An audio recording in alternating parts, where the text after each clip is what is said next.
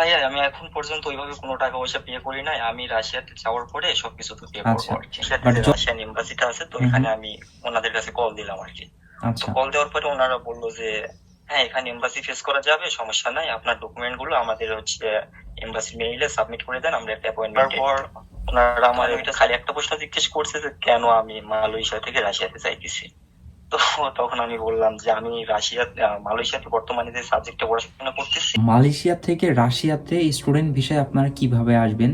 একজন ভিসা পেয়েছে আমারই স্টুডেন্ট আফ্রিদি। তো ওর কাছ থেকে আমরা শুনবো যে সে কিভাবে মালয়েশিয়া থেকে রাশিয়াতে অ্যাপ্লাই করছে। তো ভিডিওটা না টেনে সবাই দেখার ট্রাই করবেন। তো আমি ওকে কল দিই এখন। রিসেন্টলি হচ্ছে ভিসা। হ্যালো।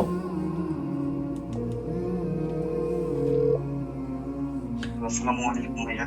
জি ওয়ালাইকুম আসসালাম ভাইয়া, কি অবস্থা? এই তো ভাইয়া ভালো, আপনি কেমন আছেন? আছি আলহামদুলিল্লাহ, ভালো আছি ভাইয়া। তুমি তো ভিসা পাইছো কয় তারিখে? ভাই আমি ভিসা পাইছি 26 তারিখের দিকে, ফেব্রুয়ারি 26 তারিখে। তো তারিখ। এখনো হচ্ছে রাশিয়াতে আসতে পারোনি, কারণ হচ্ছে যুদ্ধের জন্য আর কি ফ্লাইট টাইট সবকিছু বন্ধ। তো তুমি হচ্ছে হ্যাঁ ভাই, মালয়েশিয়াতে কত বছর পড়াশোনা করছিলা ওইখানে? আমি মালয়েশিয়াতে 1.5 বছর প্লাস পড়াশোনা করছি এখানে। তো তারপরে আমি ভাবলাম যে না, মালয়েশিয়া থেকে হইবে না, তো ভালো একটা কোনো দেশে যাইতে হবে। তো এই জন্য আমি রাশিয়া বেছে নিলাম আর কি। আচ্ছা আচ্ছা।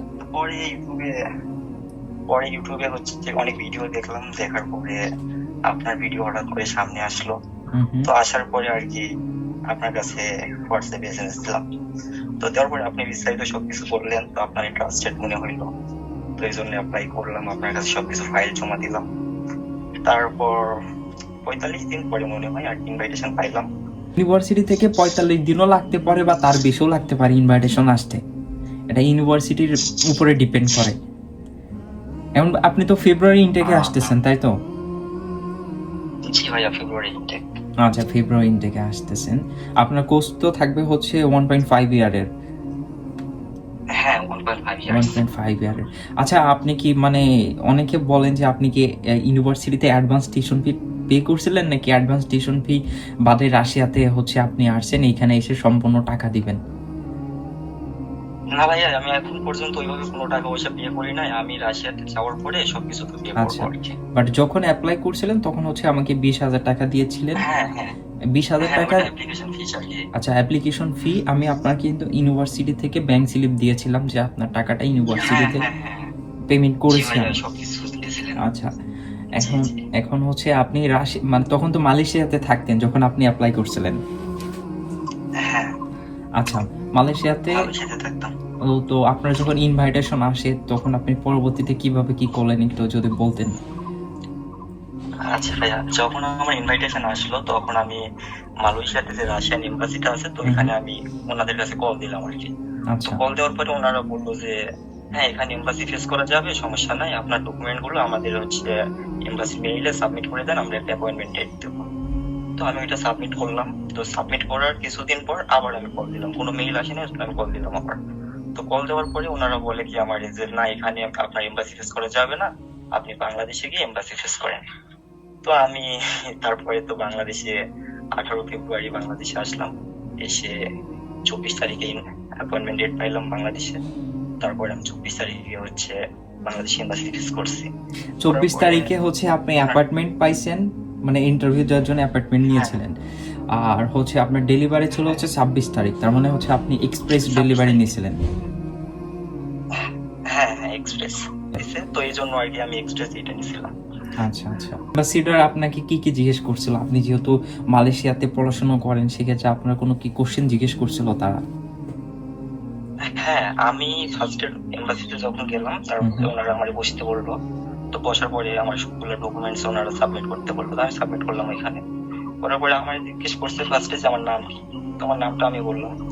তো বলার পর ওনারা আমার খালি একটা প্রশ্ন জিজ্ঞেস করছে যে কেন আমি মালয়েশিয়া থেকে রাশিয়াতে যাইতেছি। তো তখন আমি বললাম যে আমি মালয়েশিয়াতে বর্তমানে যে সাবজেক্টে পড়াশোনা করতেছি, তো এটা আমার কাছে মানে তেমন সুইটেবল না, তো এই জন্য আর কি আমি সাবজেক্টটা চেঞ্জ করবো। তো মালয়েশিয়াতে সাবজেক্ট চেঞ্জ করে এটা অনেক সমস্যা আর কি। তো এই জন্য আমি অন্য একটা কান্ট্রিতে চাইতে চাই। তো রাশিয়া দেখলাম, রাশিয়া টিউশন ফি সবকিছু অ্যাফোর্ডেবল, তো এই জন্য রাশিয়াতে অ্যাপ্লাই করলাম আর কি। ভাই পরে কি বললো অ্যাম্বাসিডার আপনাকে? পরে অ্যাম্বাসিডার আমার পাসপোর্টটা জমা রাখলো, রাইখে আমার ডেলিভারি স্লিপটা ধরাই দিল হাতে। তো আমি আর কি চলে আসলাম, এটুকুই আর কি। আমার বেশি কিছু জিজ্ঞেস করে নাই যে আমার ভার্সিটি কোথায়, রাশিয়া সম্পর্কে কিছু বলেন বা এগুলা কিছুই জিজ্ঞেস করে নাই আমার। শুধু জিজ্ঞেস করছে যে তুমি হচ্ছে কেন মালয়েশিয়া থেকে রাশিয়াতে যাচ্ছ, এই জন্য মানে এই কোশ্চেন করছে। হ্যাঁ জাস্ট এইটুকুই, হ্যাঁ জাস্ট এইটুকুই। আচ্ছা, তো ওভারঅল ভাই কেমন মানে জার্নি ছিল ভাই আমার সাথে আপনার? জি ভাইয়া, অনেক সুন্দর জার্নি, মানে বলার কোনো ভাষা নাই আর কি। আমি কল্পনা করি নাই যে এত সুন্দরভাবে সাপোর্ট করবেন আর কি। আপনি তো মনে হয় অ্যাপ্লাই করছিলেন ডিসেম্বরের দিকে মনে হয়। জি ভাইয়া, ডিসেম্বরের দিকে, হ্যাঁ 12 তারিখের দিকে মনে হয়। ডিসেম্বরের 12 তারিখে অ্যাপ্লাই করছেন, আর আপনার ইনভাইটেশন আসছে হচ্ছে আপনার কবে, জানুয়ারির 14 তারিখ এমন মনে হয়, 14 তারিখের দিকে। আচ্ছা, 14 কি 15 তারিখে আসছিল মনে হয়।